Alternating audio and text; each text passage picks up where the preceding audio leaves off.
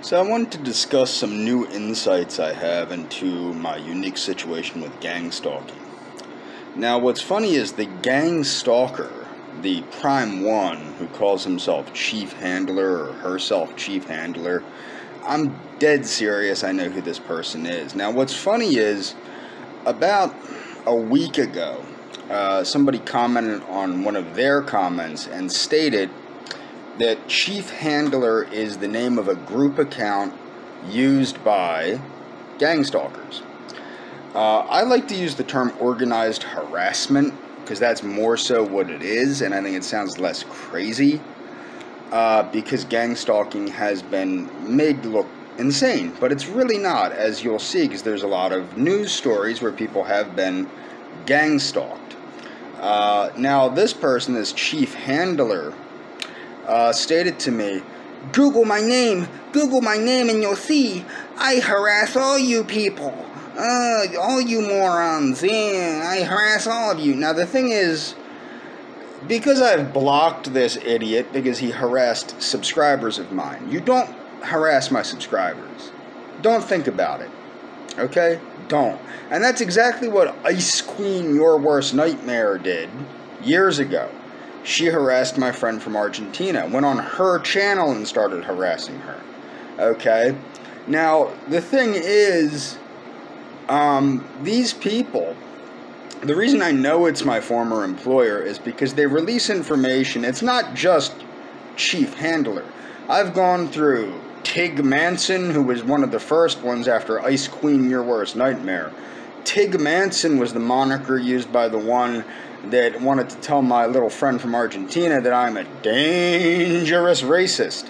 And that's part of the thing, is what you'll find out as you learn about gang stalking. They'll throw out that you're a racist, a pedophile, a criminal, all these things to try and discredit you. It's essentially character assassination.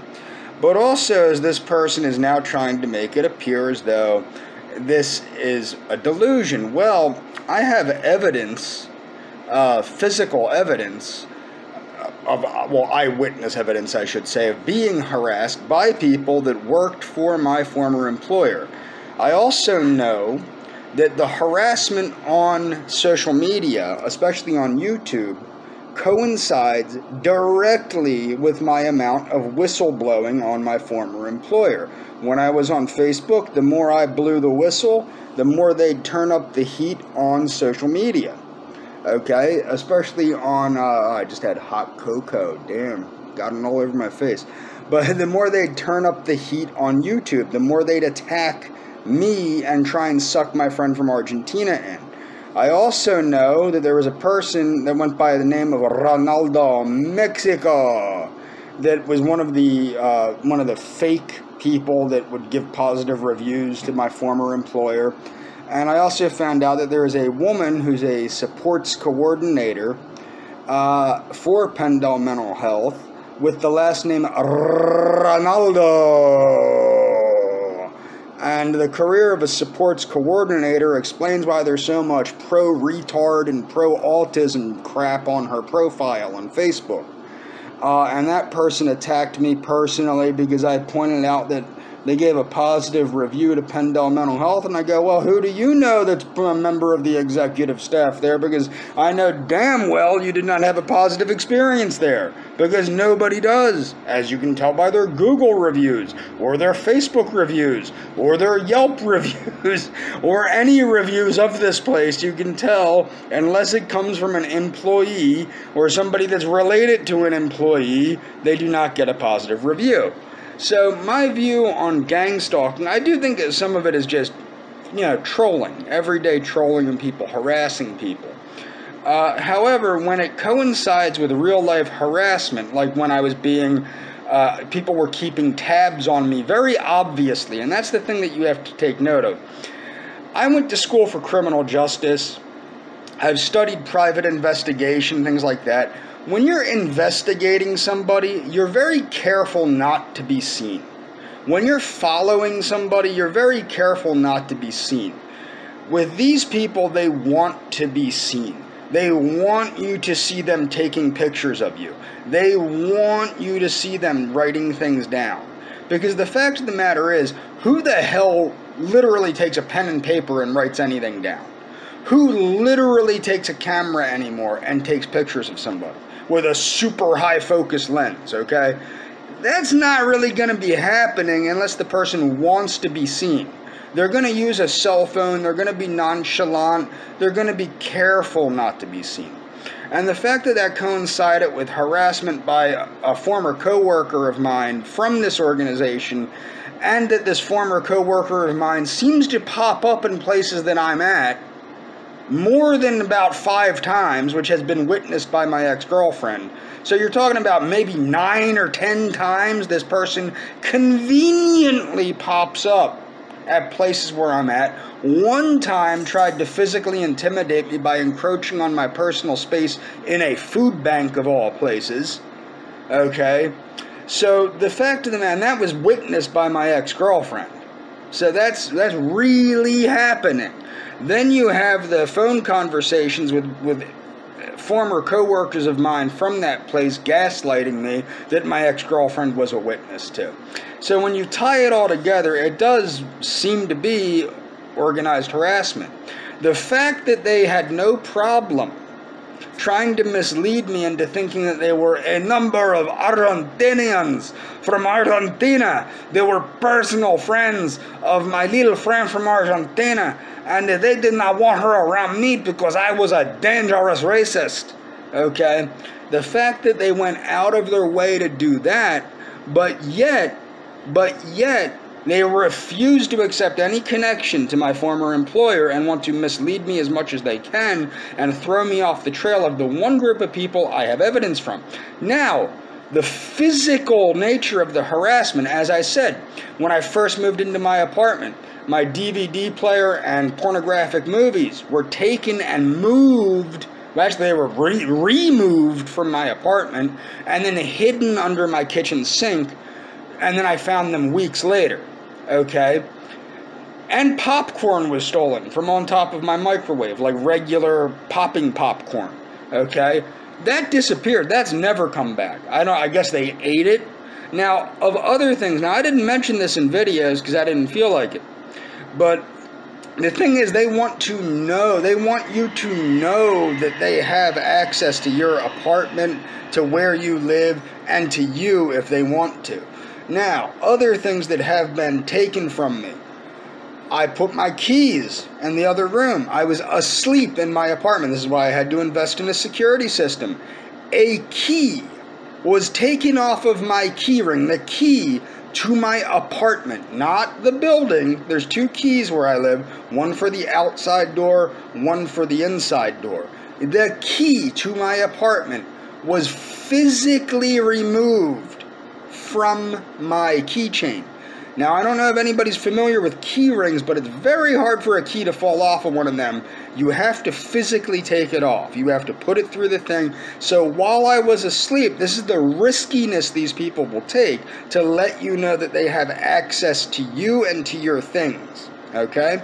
Now, if you watch the videos in the playlist I give, you will notice that this has happened. Similar things have happened to other people. Now, one of them, what I have noticed by looking, when I did Google ChiefHandler. Now, I think that ChiefHandler is various people, of course. It's not just one person, especially considering they know certain things about me, specific things about me, specific things connected to my mental health record, specific things specific things connected to my mental health record that my former boss had in her possession and threatened to use to destroy my life if I ever turned on that organization, which I have done.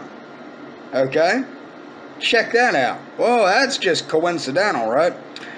But more importantly, the accusations made, they knew specific names of people I know in my life. Not ChiefHandler, but ChiefHandler is just a fake name on an account. Now, what's funny is this moron pretends to have been a helicopter gunner.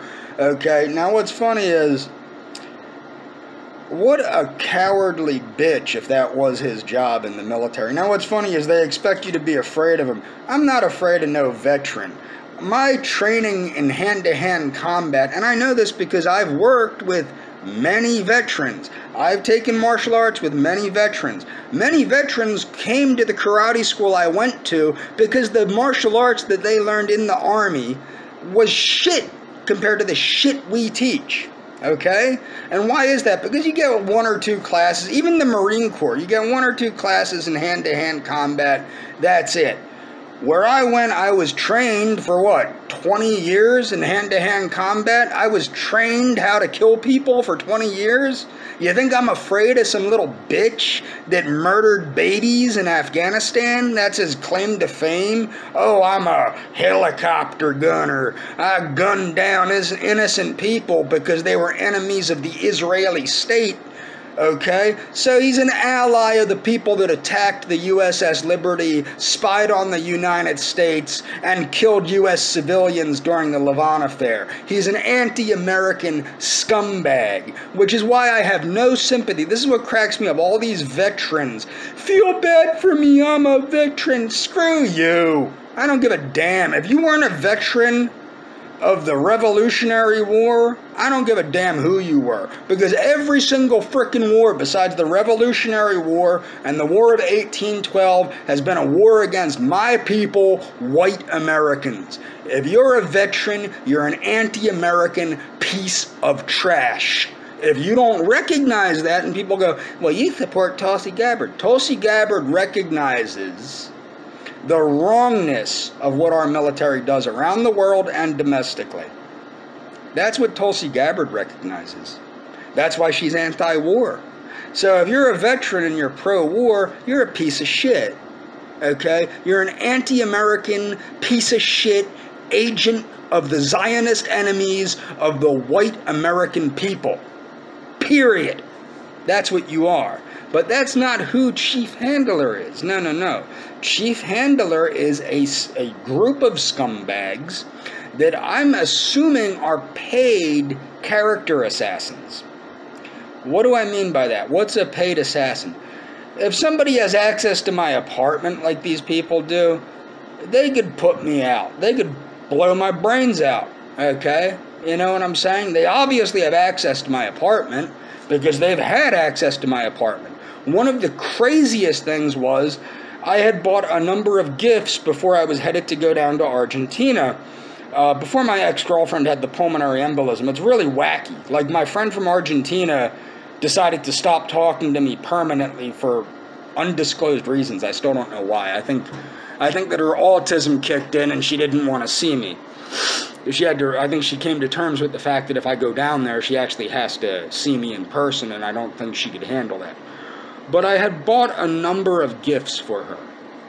Amongst these gifts were 2 books one was a book on Jesuit soup making and a book on Jesuit bread making, about how they eat in the monasteries, because she's very Catholic and, you know, all that nonsense.